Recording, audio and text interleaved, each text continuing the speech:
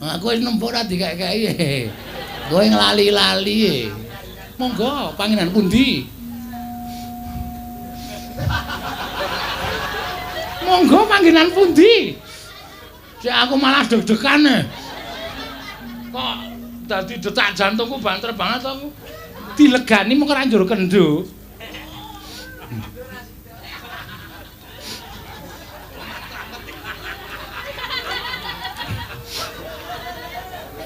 Aduh. Pripun? Malah ngentut aku. Ngampet malah ngentut. Batu. Menjani kok sok meneh mbone mangan ki diatur. Ambune ra karo. Barang aku ki panganan bosok barang ta. Nek to, inggih monggo.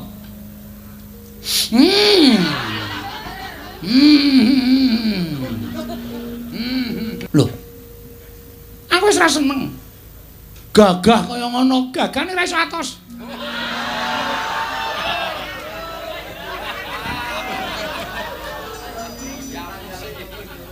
Oh. Dadi masalahe kuwi to. Mula kula mlebu patenggane sampean kalih Prabu Duryudana kok teng pundi-pundi teng Slebar. Ana kipas angin jempalik barang. Niku sampean nek kagol niku ngendangi napa-napa lho. Ora sembodo. Aku ora tresno. Wah, ha iki. Ha terus sampean serius ngendika kaya ngaten niku? Iya tenan. Yakin? Tenan, Bagong. Wah, bojo kula, manut sakarepmu. Kula patenane sik. Aja dipateni, batobat lagi dinggo lebah. Dagelan kuno. Ning yo piye carane ditembungke? Bojomu Diwayu Banowati no gelem ra? Mesti gelem wong bojomu elek to? Nggih. Bojomu ki mesti elek rumasane elek, Diwayu karo wong ayu mesti gelem. Ngono ora gelem tak tutukane. Aja. Anak kula manut. Tak titipke panti asuhan ya. Batobat ayo dititip panti asuhan. Diakoke nek bapakne modar, mbokne modar. Wis ngono mawon beres malah ora ragat. Asik lho niku. Saiki kowe piye? Aku butuh jawabanmu, butuh wangsulamu, ndaslak kemrangsang pikirku. Wong turu ya wis ning patunggonku barang kok. Sapenake dhewe mongko nek esuk ya tak gugat kowe. Bagong tangi, Bagong tangi. Nggih. Ngene wae. Nek pancen sampean tresna tenan karo Bagong, sampean ora napa berperan sebagai prameswari. Terus tetep dadi garwane Bagong. Ora ngono kuwi bojo karo wong lanang kok ngadeg gejejer ora basa. Ayo lungguh ngisor. Inggih ngestaken dawuh. Tobat. Menawi kersanipun ngados mekaten kula nang ngestu padha, kula ngestaken dawuh teko Kang Mas Bagong.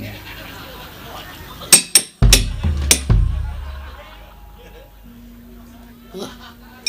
Iki aku ngimpi apa ya iki? Ande bojo ayu ngene iki malah kisruh aku. Wis asli.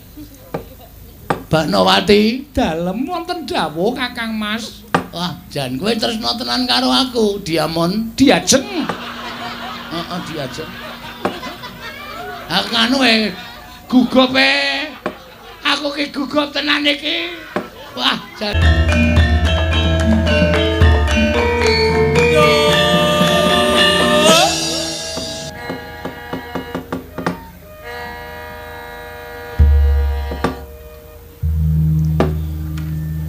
nuwun amit pasang kaliman tabe tinebina ing lho duni dumawahing pawang tuwak sinuwun sampun kinten kula wantun sumalena angur mini dateng sabda pangandika paduka namung emuti bilih wiwit enjang ngantos dumugi sak mangke Sang Hyang Surya sampun manjer wonten tengahipun paduka anak Prabu Ngastina sampun kepareng lenggah madaning Datulaya.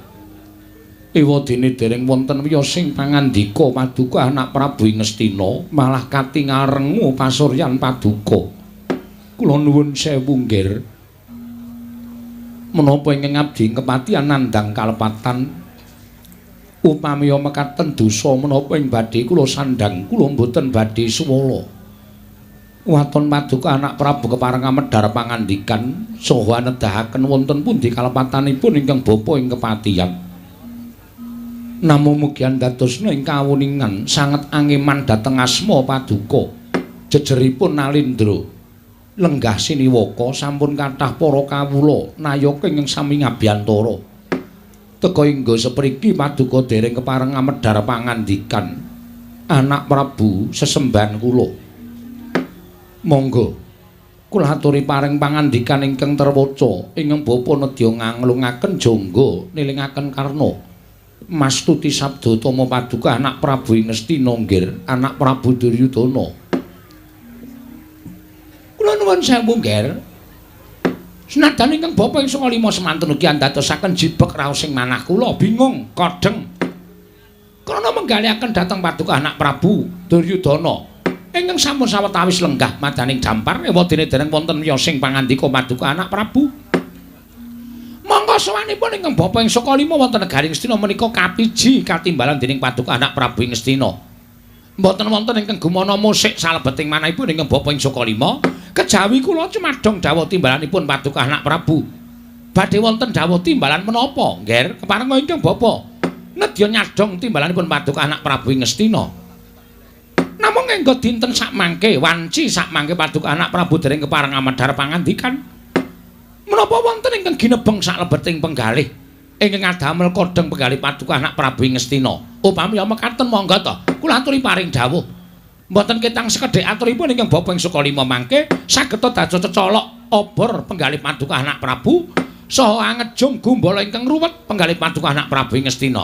Ingkang bapa ing Sukalima nyadong dawuh nggih. Sampun ngantos kados mekaten mangke mindhak dados reraosanipun para kawula sak negari Ngastina ing atasipun Paduka menika Nalindra Gung Binathara lenggah siniwaka teka mboten paring pangandikan. Dipun antu-antu miyosing pangandika Paduka anak Prabu dhateng sangganing para kawula nayaka lan para punggawa negari Ngastina menika nggih anak Prabu Duryudana jagat wasisaning Bathara wayah tur jagat yayi. Kula nyuwun pangapunten. Gandeng sakmangke Paman Harya Sengkuni Bapa Durna sampun kepareng amiwiti medhar pangandikan madaning Datulaya ing estunipun ingkang raka mboten badhe wantun angrumin dhateng wasisaning Nalindra Ngastina. Namung gandeng Paman Sengkuni tuwin Bapa Durna sampun kepareng medhar pangandikan. Kaselak nata ling raos munjuk atur ngersa Paduka Yayi Prabu ing Ngastina. Wonten menapa Yayi? Dinten samangke Paduka Yayi Prabu keparengan nimbali dhateng pisawanipun ing Raka ing Mandura. Upamaya negari Ngastina menika linuruk ladu batang pinurih dadi ajahing rerempon. Tuwin wonten satunggiling Nalindra ingkang badhe anjungking kawibawan Paduka. Monggo kula aturi paring dawuh. Ingkang Raka ing Mandura nadyan remuk kasawurna putung sumangga kabandhemna kula sagah minangka dados cagak tuwaking nagari Ngastina. Nanging upamaya wonten bab ingkang ngembet kalawan negari lan wonten gandeng cenengipun kaliyan Kanalindran Paduka. Sawawi kula aturi pendhar pangandikan ingkang langkung terwaca. Kula nedya nganglungaken jangga nilingaken karna ingkang Raka ing Mandura nedya mastuti sabda tama Paduka Yayi Prabu. Nadyan kadhawan minggah gunung, persasat mudhun jurang. Menawi menika damel jar penggalih Paduka, kula mboten badhe selak Yayi, tartemtu badhe ngestu padha. Dawuh Paduka Yayi Prabu ing Ngastina, Yayi Prabu Duryudana. Anjrah ingkang puspita rum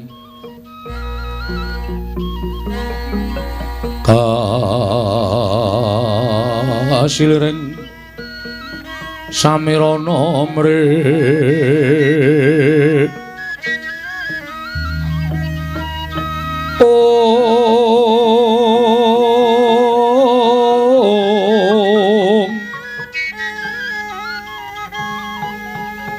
sekar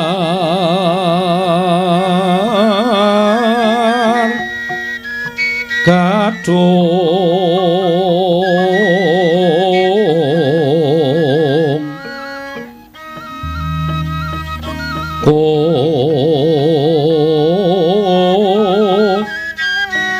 ngas kandanyo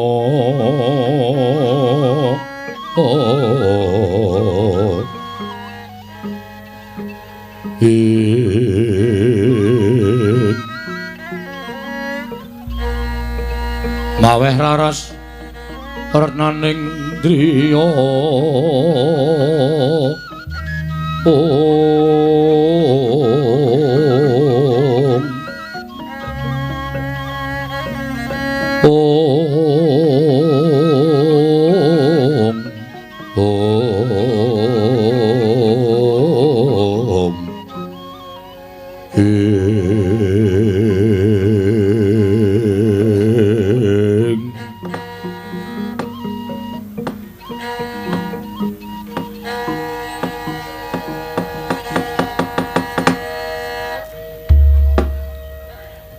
Pamanarya wonten timbalan nggih Koko Prabu wonten dawuh Yai Bapa Menemban Durna kula wonten anu timbalan paduka anak Prabu Ngastina nggih dinten samangke sareng kula nyumurupi dhateng agelaring para kawula Nayaka lan Punggawa miwah lenggahipun para sepuh wonten negari Ngastina pangraos kula pasewakan menika kadhi kula bibaraken lho mangke rumiyin ingkang nimbali sowanipun ingkang bapa ing kepatihan menika paduka anak Prabu teka paduka paring dawuh ing mekaten nggih krana sareng kula nyumurupi kathahing para Nayaka lan Punggawa kathahing para pinisepuh ingkang sami lenggah madyaning Datulaya saestu boten dadosaken lejar raosing manah kula Yayi kula wonten dawuh menawi wonten perkawis tumuli kababarna boten prayogi menawi wonten bab ingkang ginebeng salebeting penggalih tumuli paduka penggalih piyambak menika mboten prayogi alit paduka badhepun gegasah dhateng perkawis menika agengipun badhe ngembet dhateng kesarasanipun paduka Yai Prabu Ngastina mila kedah dipun ngendikaaken monggo dipun petang-petang tuwin dipun gelar sarta dipun gulung kados pundi mangke menawi wonten bab ingkang dados ribet penggalih paduka tumuli dipun padosi caranipun supados perkawis menika kala wau tumuli wudhar Koko Prabu wonten dawuh perkawis menika mboten ngembet perkawis negari perkawis menika mboten ngembet perkawis kanalindranipun ingkang rayi ing Ngastina sabab perkawis menika perkawis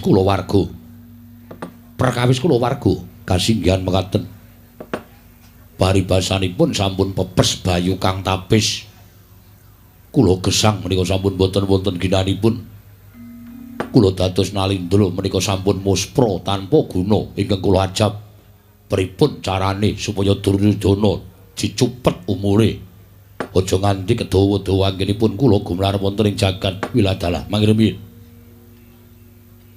teka kados mekaten wiyosing pangandika paduka Yai Prabu menika mengku suraos ing kados pundi lan wonten perkawis menapa Koko Prabu paduka pirsa piyambak bilih gesang kula wonten ing alam padang dados nalindra mukti ngawi banya Krawati mbau dendha derajat pangkat kanalindran bondo bandhu ingkang kula sandhang menika boten wonten menapa menapanipun lan boten wonten ingkang kula raosaken menawi sak mangke kegiatan kula sampun boten wonten wonten kegiatanipun Duryudana menika boten sanes kejawi namung dumunung dhateng Prameswari negari Ngastina inggih menika pun Yai Ratu Banowati Wiladala samangke sampun saged kula gagapi bilih perkawis menika ngembet dhateng ingkang rayi pun Yai Ratu Banowati kasinggihan mekaten sampun wonten setunggal candra menika solah selaganipun inggih menika pun Yai Ratu Banowati beneh kalaladat ingkang sampun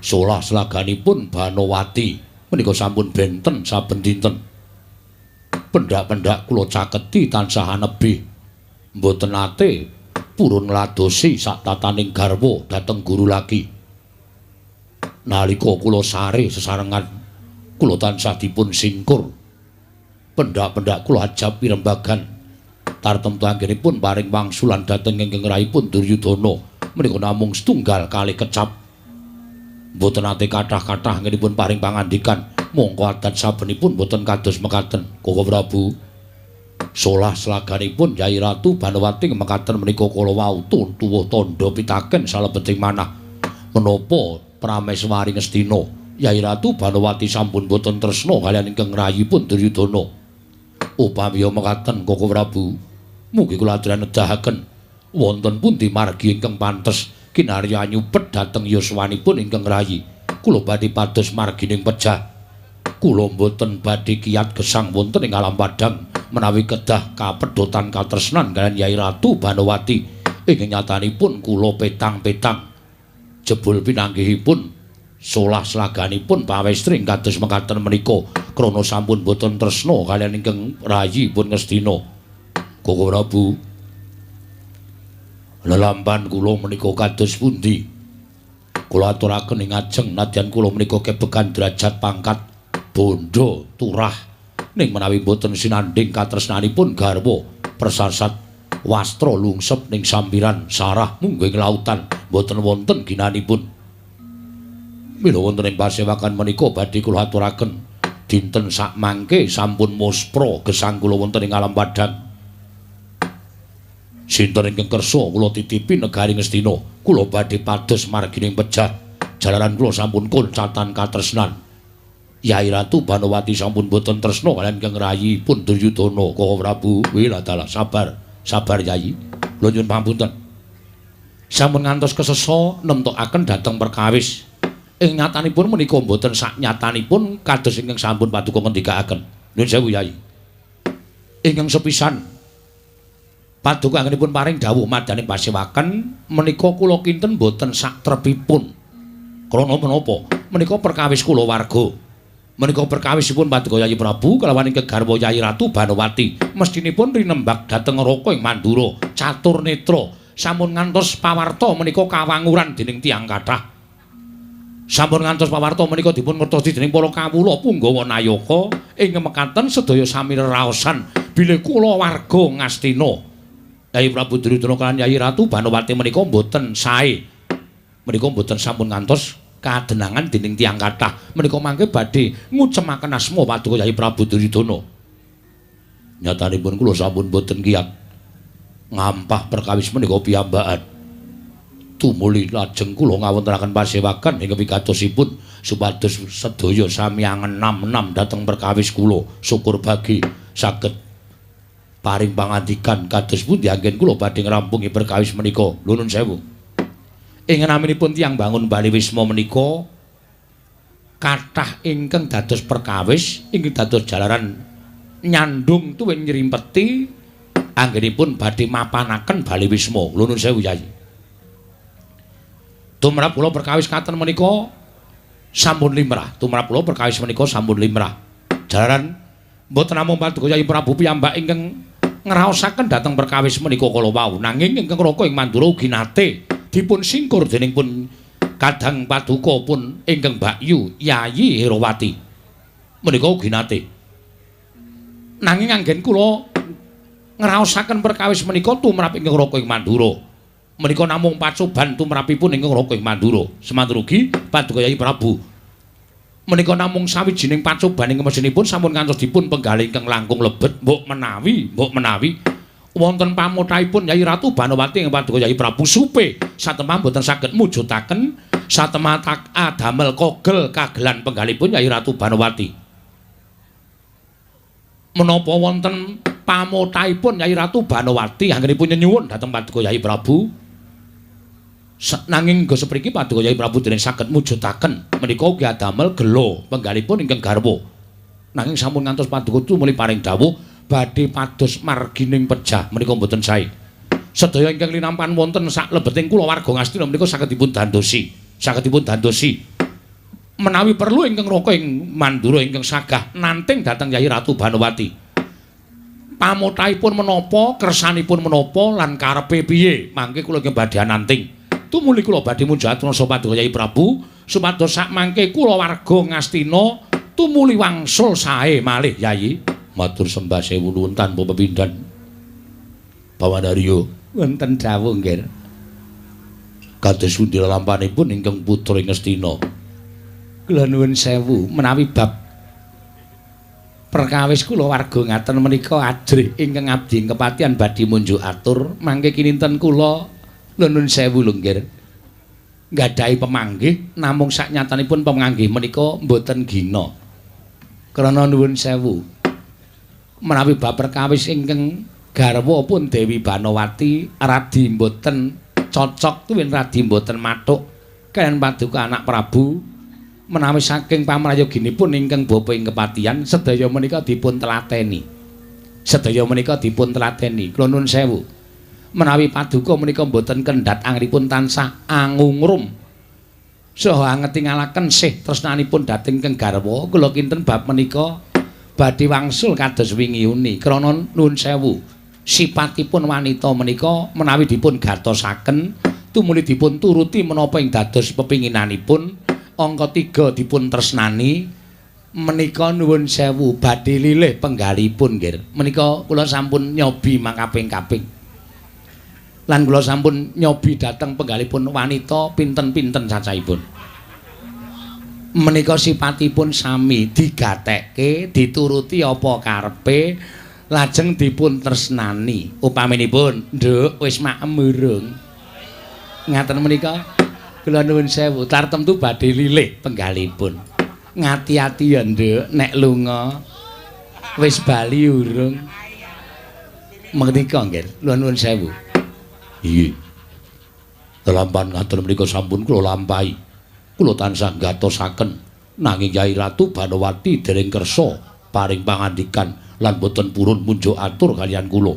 pendak-pendak kula caketi kula jejeri tansah malengos wonten mawon pawadanipun wonten mawon alasanipun anggenipun nyingkir saking ingkang putra pun Duryudana paman lha kok aneh panjenengan menika kiranganipun menapa lho Nalindra bagus tur tasih muda sugih bondo sugih bandu derajat pangkat kecekel kula nuwun sewu kok lajeng kados mekaten menika lho sipatipun ingkang garwa Kakang Durna pripun Dewate panjenengan gadahi pemanggih napa Dewi Banowati wis kagungan garwa sugih derajat pangkat wis ana dhuwit ya ana bondo ya ana ning kok tansah ewa lan anak Prabu Duryudana menika nuwun sewu menapa wonten jalaranipun sanesipun menika gandhak blekudung sumaruh gembol sumorante hawala nuwun sewu lho Depate.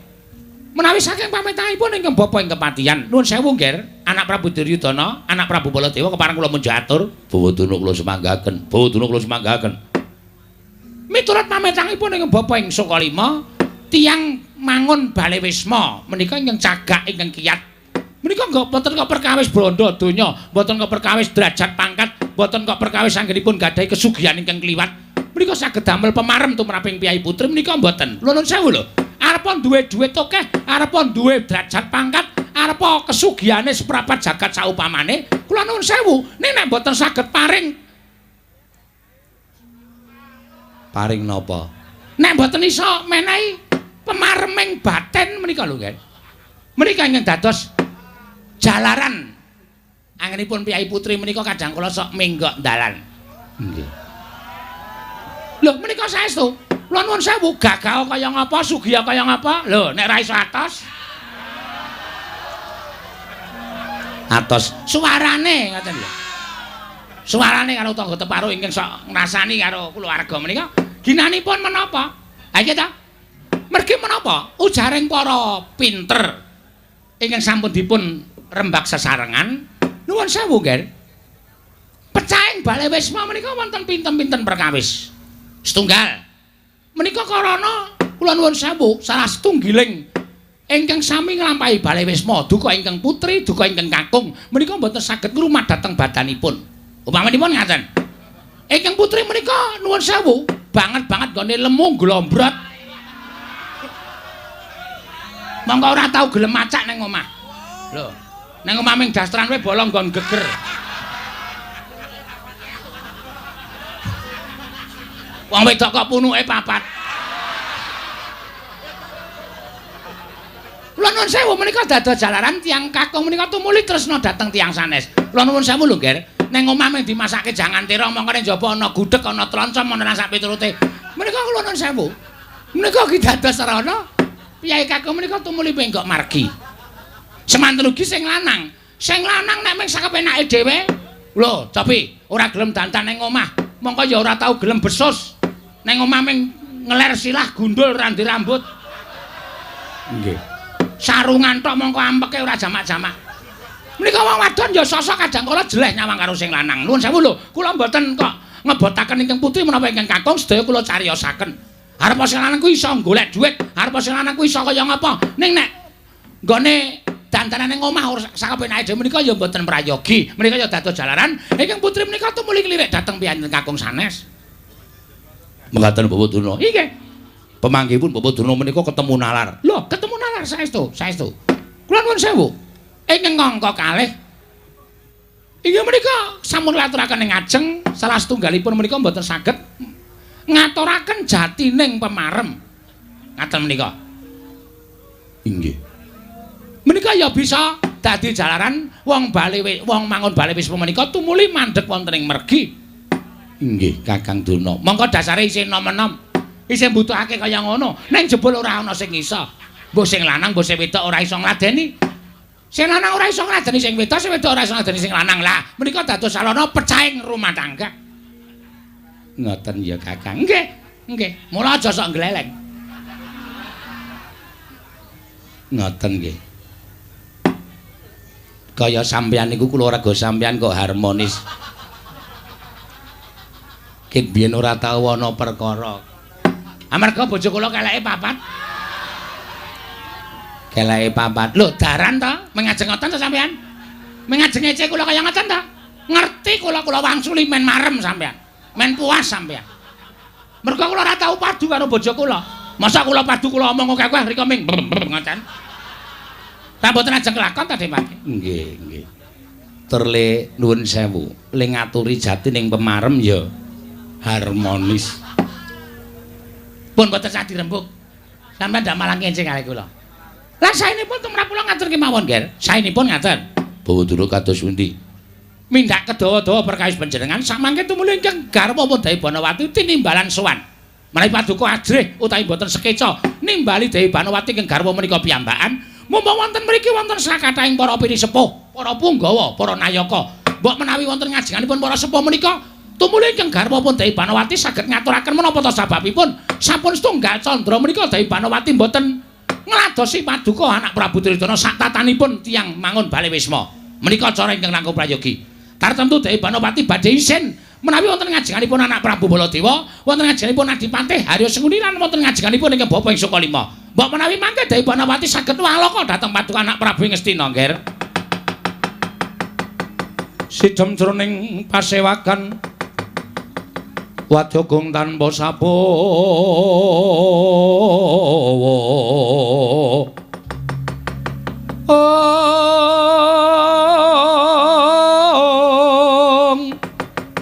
Kapraban dening Sang Nalendra Tama mangu mangonengi lerwu sing duka cipta ber putih mandana raras ing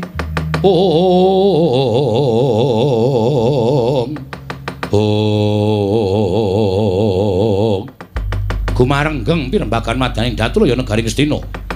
Nalika semanten kathah-kathah pangendhanipun Penembahan Durna tinampi sanata ing Ngastina Prabu Duryudana. Parandring manggan dadosaken legeg jroning driya nata ing Ngastina Prabu Suyudana. Nglenggahi kanyut minangka wardu kanyut ujaring mangganten wardu Jarwangeca. Nginang durung abang durung nanding dasaring pertala kasaru geger madyaning Datulaya. Geger madyaning kedaton lampahe ngemban ingkang bletek-bletek saking tebian. Sinuwun kula ingkang sowan sampun ngantos kedhot tenggalih.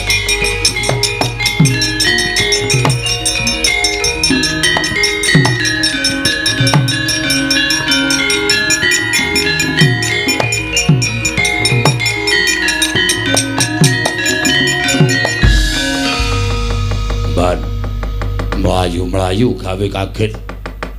Eneng apa? Sewu-sewu kalepatanipun ingkang abdi tadah wadana sinuwun. Menawi kula kadhak wilepat dosa menapa ing badhe kula sandhang kula namung dederek. Namung estunipun menika wigati anggen kula munjuk atungersa paduka Sang Nata. Eneng apa? Apa ingkang dumadi madyaning kedaton? Apa ingkang dumadi madyaning Taman Sari? Ora pangling kowe ingkang tansah ngladeni kalawan Yai Ratu Banawati. Kasinggihan mekaten Mugi andadosna ing kawuningan sejatosipun kula boten wantun matur nanging anjagi dhateng Kanalindran Paduka. Sastarta asma Paduka Gusti kula sanata paripaksa kula munjuk atur. Nuwun sewu sinuwun nalika semanten kula medal sak ngajenging kori patengganipun ingkang garwa Dewi Banowati. Boten kanthi kasengaja kula nglirik sak lebeting patenggan. Kula nuwun sewu ketingal sukunipun wonten setunggiling priya ingkang sare wonten patengganipun Dewi Banowati. Lanang apa wedok? Jaler sinuwun wulunipun kathah. Jaler sinuwun. Estu kula mboten badhe ngatur dara dawah kalenggak nata ngastina.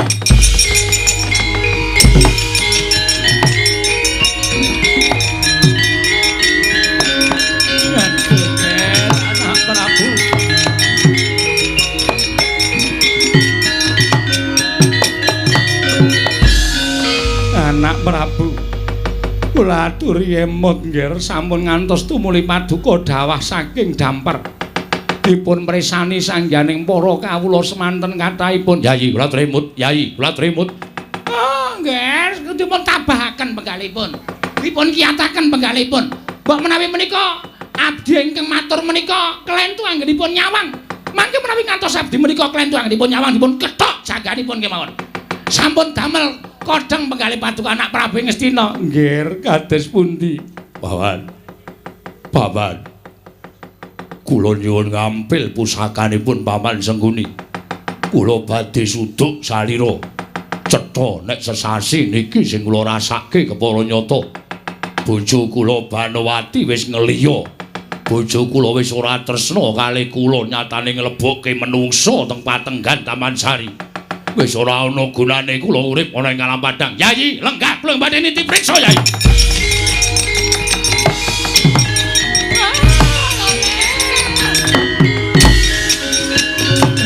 Monggo, Ger, monggo.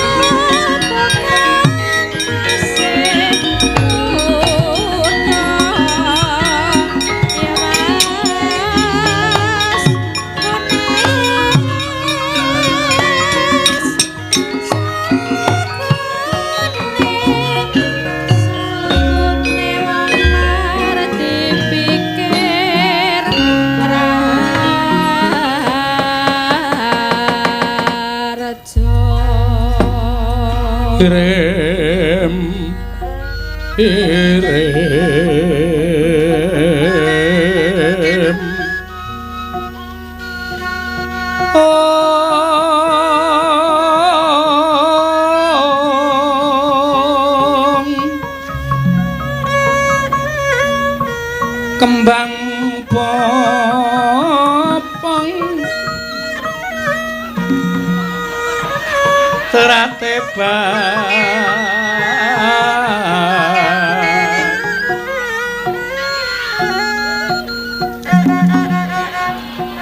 rayungan loma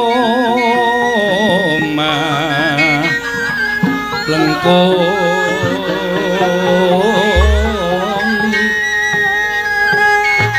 tumalong romambat yan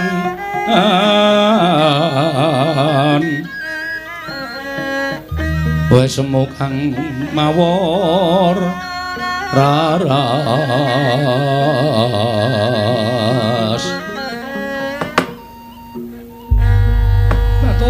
tobat wong kon nyedak wae kok emoh lho tobat gayamu kuwi lho mbuh yo nyedak kene supaya jagongan iki kepenak kula niku namung ngabdi nang ngantos kula niku cedak kalih sampeyan nek ana wong presa tersebar gosip sing mboten apik lho Dewi Banowati kok cedhake karo Bagong ki wong kere Bagong ki wong gedhe bal 17 Batobat aku tak takon karo kowe Wangsulana nggih waton ora angel-angel saiki aku tak takon karo kowe upama kowe ra wis sesasi nang kene nggih mangan yo nang kene turu yo nang peturonku neng ora tau disusul. Lah pengenmu disusul apa piye mbok yo engko tak susul engko. Wah, grahan aku iki apa ya kenugrahan apa ya? Kok tanpa kanyono kok duwe lelakon sing kaya ngene jan nyenengake tenan. Tobat. Saiki aku tak takon karo kowe Wangsulana. Heeh, nggih. Kowe nang Taman Sari ngene iki seneng apa ora? Seneng. Seneng sebabe apa? Siji, cedhak kalih sampean, iso ngladeni sampean minangka kula dados batur Panakawan. Angka loro, abdi. Taman Ngastina niku ya apik-apik. Batobat, saiki tak takon, kowe milih abdi apa milih juragane? Kabeh. Abdine ya apik-apik. Ayo kula niku selerane macem-macem. Batobat, tutuk watu sirahmu kowe. Bagong, dalem. Batobat, kowe ngerti ora sing tak rasake? Bab napa? Sasuwene kowe durung mapan negara Ngastina kuwi atiku mung nyawang taman. Aku mung tansah nyawang endahing taman, mula suwe-suwe rak ya jeleh. Mung kon nyawang taman, mung kon nyawang endahing Taman Sari Negara Ngastina kuwi suwe-suwe jeleh mongko aku ora entuk metu. Aku ora entuk metu saka ing Taman Sari, aku ora entuk dolan menyang endi-endi papan. Aku ora entuk srawung karo emban-emban liyane sing diparengake cedhak karo aku ming emban siji loro sing entuk palilayana Sinuwun Prabu Duryudana. Nggih.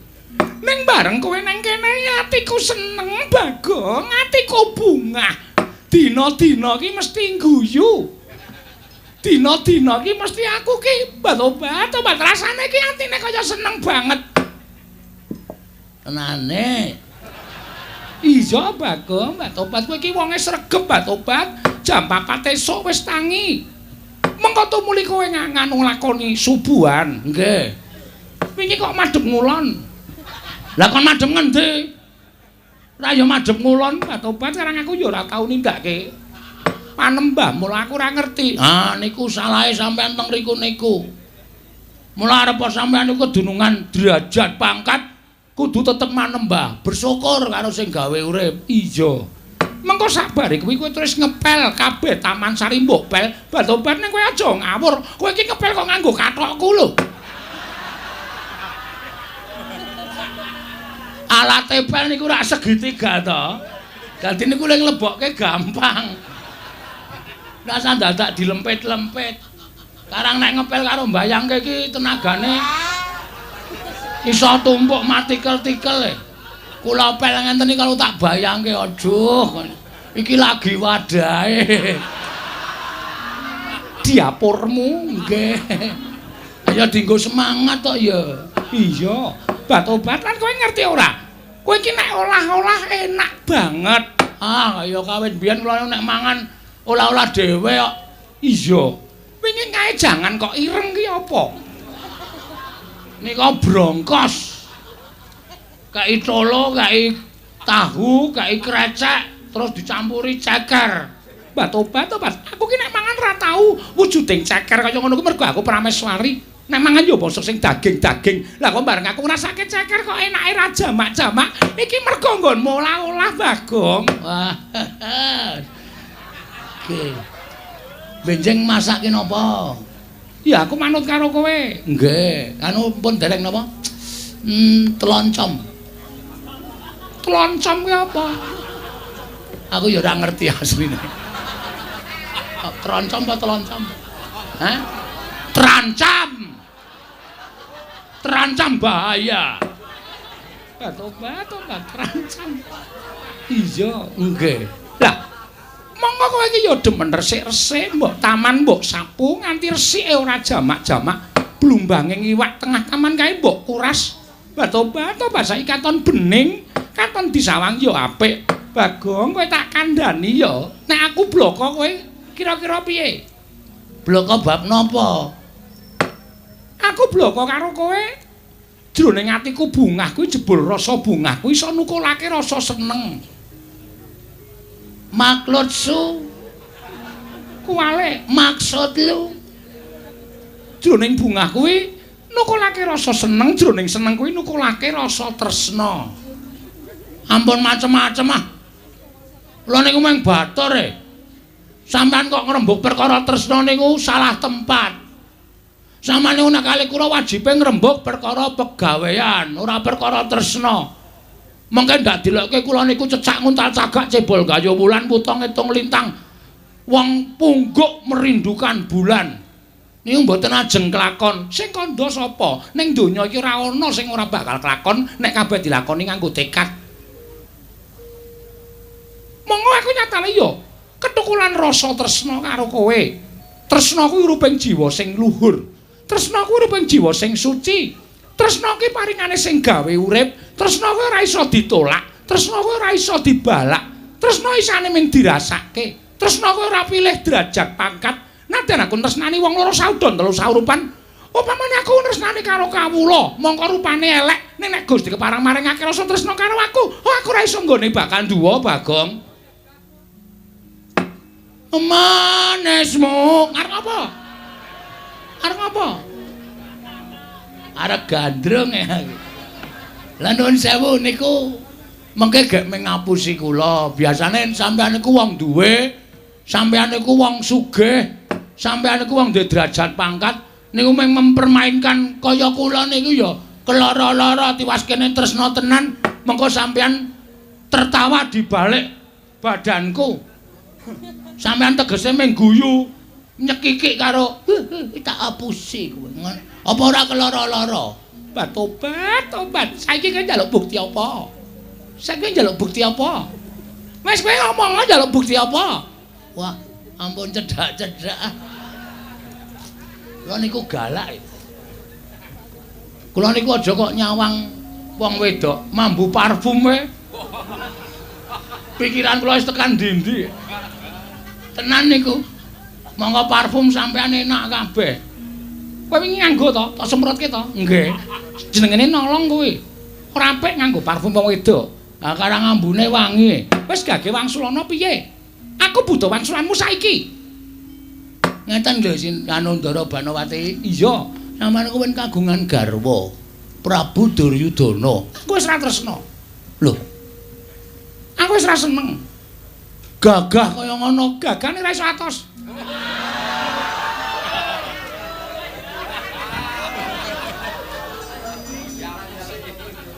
Oh.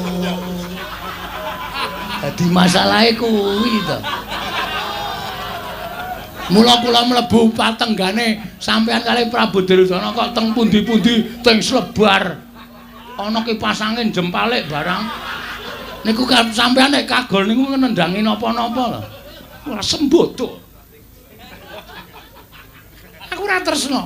Wah, ha iki. Ha terus sampeyan serius ngendika kaya ngoten niku? Iya tenan. Yakin? Tenan Bagong. Wah, bojo kula. Manut sakarepmu. Kula patenane sik nggih. Aja dipateni, Mbah Tobat Lagi dinggo lebah. Dagelan kuno. Ning yo piye carane ditembungke? Bojomu Diwayu Banowati no gelem ra? Mesti gelem wong bojomu elek to? Nggih. Bojomu ki mesti elek rumangsane elek, Diwayu karo wong ayu mesti gelem. Ngono ora gelem tak tutukane. Aja. Anak kula Manut. tak titipke panti asuhan ya. Mbah Tobat ayo dititip panti asuhan. Diakoke nek bapakne modar mbokne modar. Wis ngono mawon beres malah ora ragat. Asik lho niku. Saiki kowe piye? Aku butuh jawabanmu, butuh wangsulamu, ndaslak kemrangsang pikirku. Wong turu ya wis ning patunggonku barang kok. Sapenake dhewe mongko nek esuk ya tak gugat kowe. Bagong tangi, Bagong tangi. Nggih. Ngene wae. Nek pancen sampean tresna tenan karo Bagong, sampean ora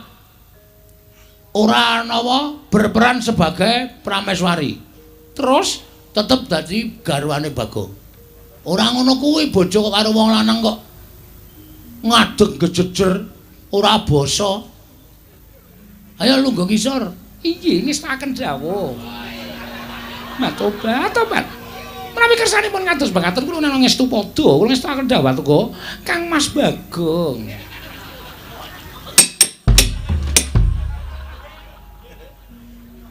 Wah. Iki aku ngimpi apa ya iki? Ande bojo ayu ngene iki malah kisruh aku. Wis asli. Banowati Dalem wonten dawuh Kakang Mas. Wah, jan kowe tresna tenan karo aku, Diamond. Diajeng. Heeh, diajeng. Aku anu gugup Aku ki gugup tenan iki. Wah, jan iki nek ora tuku. Ora tuku pli kita. Bel kita. Ora bakal kuat aku. Tobat. Banowati Wonten dawuh. Kowe tresna tenan karo aku. Inggih saestu. Upama aku lara, Kula tansah nderek sakit. Kula badhe nyakiti dhateng awak kula piyambak. Upama aku darah tinggi, Kula badhe nedha iwak kambing sak kata-kataipun. Sepatus kula nggih nderek darah tinggi. Upama aku asam lambung, Kula badhe nedha kecut-kecutan saoke-oke men aku ya asam lambung. kowe dia nek ngono tresna tenan karo kowe ya. Nek aku maem donat,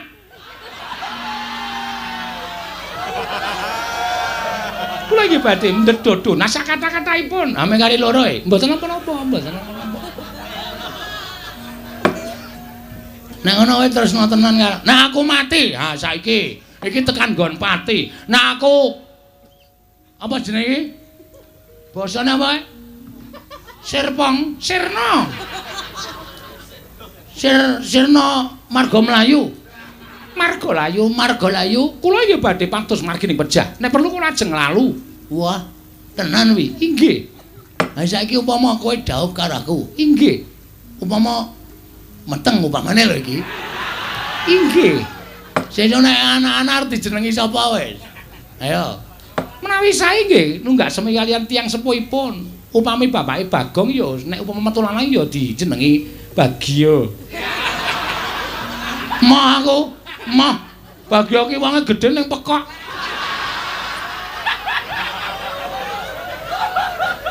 Lah menapa Baron? Ah loro kuwi aja. Baron ki mung watuk wae. Mah aku Basir. Inggih menika sae. Heeh, nek wedok ya sapa ya? Wedok angel lho nek wedok nganggo bagi.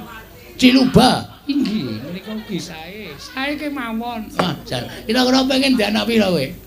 Menawi sae menika anu mitra dhateng aturanipun negari Ngastina menika namung kalih. Kabeh.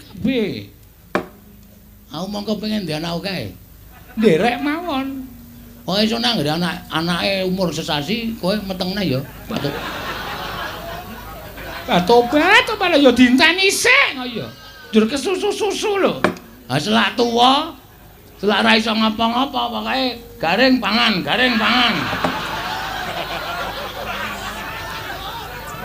Datobat, sago ora? Sagah. Ngono. Permintaan suami iki adalah apa ya? Kan kudu dileksanani. Wong wedok ora ngladeni karo wong lanang mati cemplung neraka. Durhaka. Inggih ngestaken dawuh. Rada nyedak rene. Lah rak ngaten kena aku nyedak ya mok panjenengan nika. Ha saiki aku gelem kok. Inggih. Kowe ya wis muni tresno karo aku kok. Inggih ngestaken dawuh. Aduh, iki nang laler iki kowe. Kurang ajar kok an. Tobat. Sampun ngantos kula dipun encoki laler aja aku urung mencoke. Lalere wis mencok. Mong aku nek mencok suwe. Inggih. Inggih sakersa panjenengan. Heeh. Wajan. Delok tangane. Inggih, monggo kok ping tangan lho sing dijaluk apa wae dijaluk tak weneke kok. Lha kuwi engko. Saiki tangan sik. Waduh haluse jan. Beda karo tangane bojoku. Inggih. Bojoku ki wong wedok tangane sak muntu-muntu. Mbah, paling turunan gendruwo wae. Wong biyen aku nemu nang ngisor papringan kok. Inggih, bareng entuk wong ayu kok jur bojone disia-sia. Ya ora ya tetep tak tresnani kabeh. Inggih. Ning ya aku aja tok pengen nyambut gawe ya. Aku ki nek lara nyambut gawe awakku lara kabeh. Inggih. Ning napa ya wangun garwane Dewanawati kok umbah-umbah ngangsu barang kuwi gaweanku. Ora kena tok pengeng. Inggih. Nek umbah-umbah ki ya umbah-umbah. Sandangane dhewe mboten sah. Sandangan kula mboten sadipun umbah-umbah menika sampun pakaryanipun emban. Aku ki paling seneng ngumbahi sandanganmu Tobat mulane ngucek kok suwe banget. Suwe aku ngucek karo modar kowe. Wong sandangan kok didunekke modar, mbayangke. Tobat senengane kok kaya ngono. Ya iki apa jenenge? Abdi ngendi? Abdi Ngastina iki ana sing lucu ora? Wonten. Jenenge sapa? Limbo kalih Cangik. Mimin kalih Apri. Oh, banci mbogem kuwi. Inggih. Rumiyin sakmenika sampun boten. Ya ditonton ya nang arena pertunjukan. Inggih. Ngastina menika gadah arena pertunjukan. Heeh. Ya mangkat rono. Inggih ngestaken dawuh. Edan kowe iki saka mburi ya apik. Saka ngarep ya apik. Wah, dan sampurna mul. Menapa? Sempurna maksude ngene lho. Sawang saka mburi ya apik, ngarep ya apik. Wah, wis pokoke aku saka ndi-ndi gelem. Saka mburi ya gelem, ngarep ya gelem. Iki ngestaken dawuh Tobat panjenengan iki ora bagus ning ya gemeske lho. Ih, gemes aku. Mangke sing tak jiwit kene. Sing mobat mabrik liyane. Ora iso jiwit sanggon-gon. Pundi sing mobat-mobat nggon apa? Wis. Ora takon sing pernah-pernah. Ora kurang ajar. Tobat Mang. Iki kowe. Tobat kowe bengok iki kok keri lho. Iki. Kowe ketoke bunga banget. Inci banget. Arep ngopo? Ora apa-apa. Mbok yo nembung, mau nembung yo dikeki kok.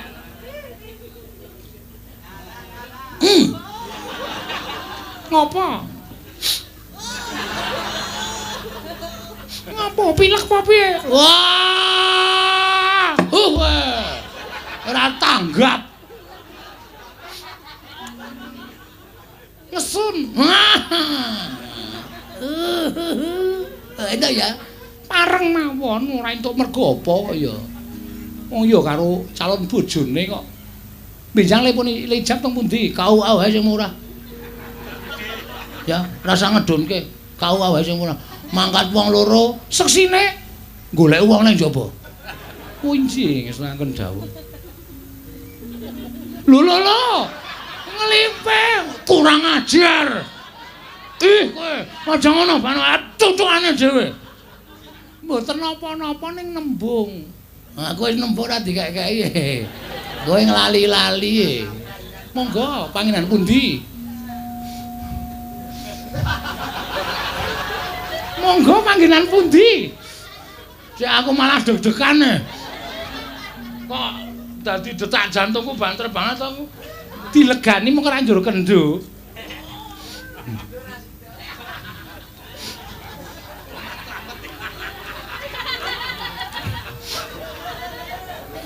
Aduh. Pripun? Malah ngentut aku. Ngampet malah ngentut. Batu. Menjani kok sok meneh mbone mangan ki diatur. Ambune ra karo. Barang aku ki panganan bosok barang ta. Nek ta, inggih monggo.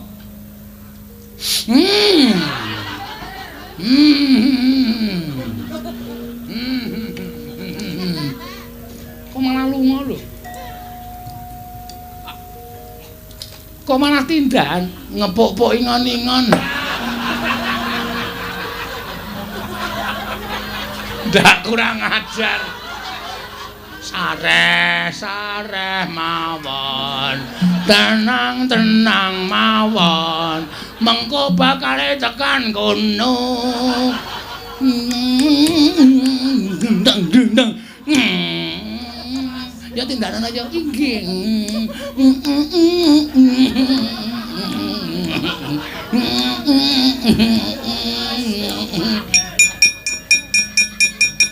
Ora ditebek wis ora apa-apa, ya ditane engko ndak selah ditenteni Limbo Cange main pentas sithik, mengko bareng tonton Limbo Cange kan awak dhewe iso melaksanakan. Inggih ngestaken. Oh ya, inggih ngestaken dawuh. Ya mangkane Banowati monggo. Pangeran Bagong. Pangeran Bagong nek piyai putih nek nyeluk guru lakine nek piyai rak pangeran. Inggih monggo pangeran kula dherekaken gandeng astaku. Monggo kula gandeng cengel. Monggo, ayo mangkat bareng karo aku Banowati.